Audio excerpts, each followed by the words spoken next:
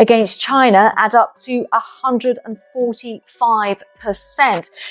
That is including the existing 20% tariffs that were already imposed on the country. Work with the manufacturers identified in the online videos, and we urge consumers to be aware of potentially counterfeit products and misinformation. Authentic Lululemon products are only available for purchase at our Lululemon store. Things completely spiraled out of control, and no amount of exotic leather or polished PR spin can fix this mess. Lu Duelong. The company has long maintained its products are made only in Europe and the United States, as it currently states on its website. Recognize this style, this bag. Of course you do. For the past more than 30 years, we have been the OEM factory for most of the luxury brands around the world. Gucci, Prada, Coach. Yeah, that's Lu, Jane Birkin's daughter, who just pulled the plug on the entire Birkin saga, and the timing couldn't be worse. Once her legal team stepped in, Hermès reportedly went into full-on panic mode. The word bankruptcy isn't just a rumor anymore. It's sounding like the next big headline. Honestly, no one's surprised. Hermès spent years peddling. A dream of luxury and exclusivity, all based on a name they never even owned. Let's be honest. Jane Birkin never received a penny in royalties from that bag. While her name became a luxury symbol, most buyers probably never heard her sing or saw her act. Meanwhile, the company was raking in massive profits, selling a bag that costs less than $2,000 to produce for as much as $30,000, all while pretending it was about heritage and artisan skill. Now it's time to pay the price. When you build a fortune using someone else's name without giving proper respect, eventually the family steps in to reclaim it. Lu didn't just sue, she changed the game and took control. Hermès may still have the stock, the ads, and the media, but Lu holds the true spirit of the Birkin. And if she declares it's finished, then the whole empire's fancy image was just a facade. Price $23,000, but Guangzhou price $600. Today's show about luxury bags carefully handcrafted in China. Turns out your quote-unquote made in Italy luxury handbag might have more ties to Chinese factories than to Tuscany. Thanks to viral TikToks from Chinese factory workers, the internet... Imagine the scene. Executives casually sipping their espresso, expecting another routine day of influencer pitches and strategy meetings, when suddenly, bam! Lu drops a legal bombshell. No polite talks or soft negotiations, just a blunt one-page demand. Stop Birkin production or see her in court. This wasn't a bluff. It was decades of simmering anger over her mother's name being exploited without a dime or respect. The impact was immediate and seismic. Leather artisans halted mid-stitch, production schedules were shredded, and boardrooms plunged into chaos as lawyers scrambled to grasp the fallout. But the truth was clear. Lu had reached her limit. She refused to let her mother's legacy be turned into billions for others, while dirty factory secrets remained hidden beneath glossy ads and influencer hype.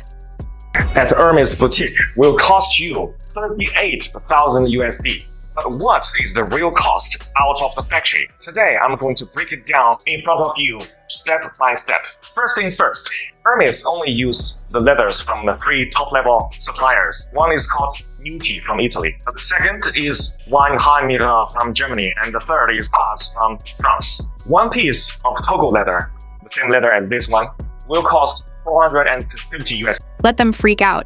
They brought this on themselves. Hermès didn't pay tribute to Jane Birkin. They turned her into a brand symbol, a luxury icon stripped of respect.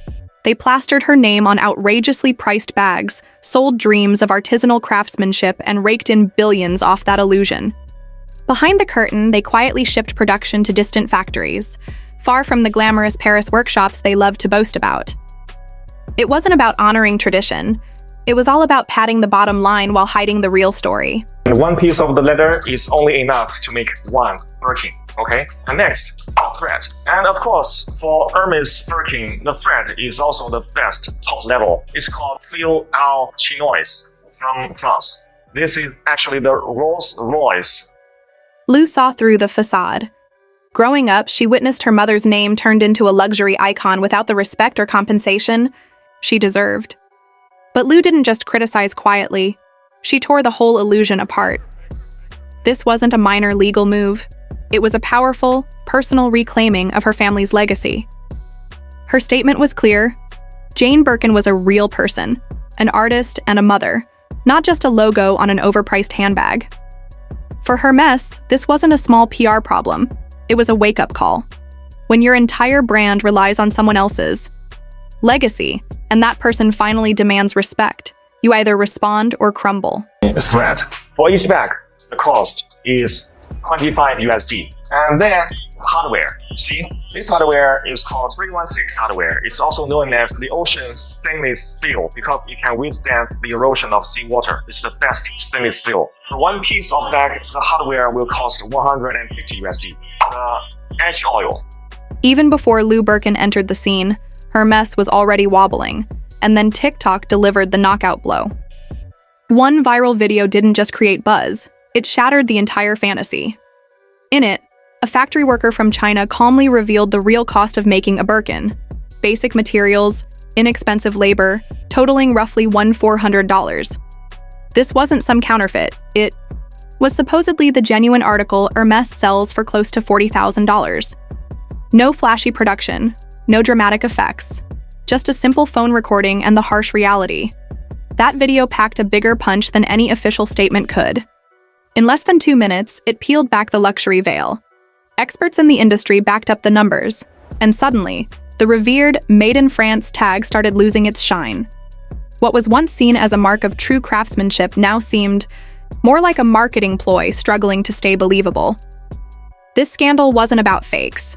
It was about the genuine Hermès bags, the ones sold at high-end stores and shown off by celebrities, allegedly produced in the very factories Hermès insisted they never used. The problem wasn't just about profits, it was about dishonesty. And when trust vanishes in luxury, the entire brand risks collapse. Buyers were led to believe they were investing in legacy and expert craftsmanship, but in reality, they were paying for illusions.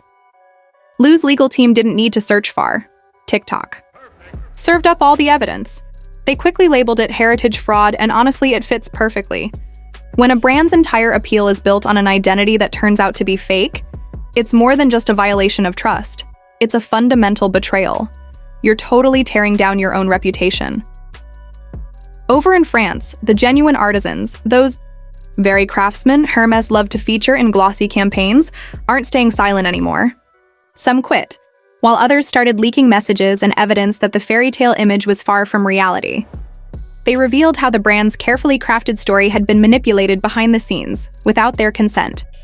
This wasn't just about meeting demand, it was about concealing a supply chain they never wanted the public to uncover. Hermès sold the fantasy that every Birkin was handcrafted in a quaint French atelier by a seasoned expert. But as soon as the spotlight shone on them, that whole fairy tale shattered completely. What looked like a charming story was really just slick marketing, a pricey illusion now collapsing under its own weight. The craziest part? It didn't have to end like this. But greed ignores legacy, it only chases profits. When that hunger goes unchecked, there's always a cost. Big money hates being exposed, and luxury giants like Hermès thrive by staying hidden in the shadows. Their power comes from spinning this fantasy of effortless wealth, perfect image, and an unbreakable brand. The only difference is one, we don't have the logo. So we don't have to pay so much amount of money just for that logo. And second, our human resource is much cheaper. This is why this bag from our factory only costs you 1,000 USD, but even better quality and The moment those lawsuits started piling up, the calm facade completely cracked. You can't pretend everything's fine when you're being hauled into courtrooms on 2 continents. Hermès isn't just battling a single case. They're accused of rigging the system, misleading customers, fabricating exclusivity, and bending the rules just to sell their most coveted bags. The US antitrust lawsuit didn't just resurface, it came back full force, louder, harsher, fueled by fresh waves of consumer outrage. Plaintiffs say Hermès forced buyers to rack up spending on other items first, before they could even hope to snag a Birkin. This wasn't an isolated incident, but a consistent, behind-the-scenes scheme driven by sales teams through secret policies and quiet pressures. What customers thought was a rare privilege. Turns out, it was just a well-crafted con.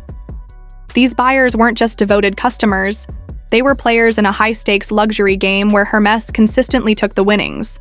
But now, the tables have turned.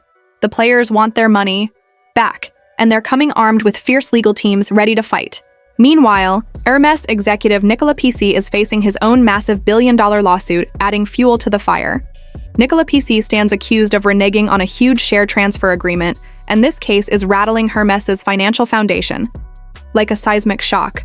This isn't just an isolated incident, it's a total meltdown. Lawsuits are pouring in from every angle, signaling more than just bad luck. It's the system itself fracturing under immense pressure. Suppliers who once extended trust with handshake deals now demand full upfront payments. That's a clear red flag. No healthy company operates like that. And when analysts begin whispering about possible bankruptcy, it's a sure sign the crisis is deepening. Exactly. The internal numbers must be grim. No luxury titan wants the dreaded bankruptcy whispered in the halls. Once that word spreads, investors get jittery, partners go quiet, and customers start pulling back, fast. What's shocking is how quickly the illusion fell apart. Hermes's entire empire was crafted on scarcity, limited bags, exclusive access, and tightly controlled narratives. But the moment someone with real legacy and undeniable proof stepped up and halted production, that scarcity flipped from a selling point to a glaring problem. The whole Birkin mystique depends on the idea that it's worth the wait. But when production freezes, lawsuits stack up, and the company starts to wobble, that coveted bag loses its shine. Not because the bag changed, but because the story behind it crumbled. That's the danger of building luxury on myth instead of truth.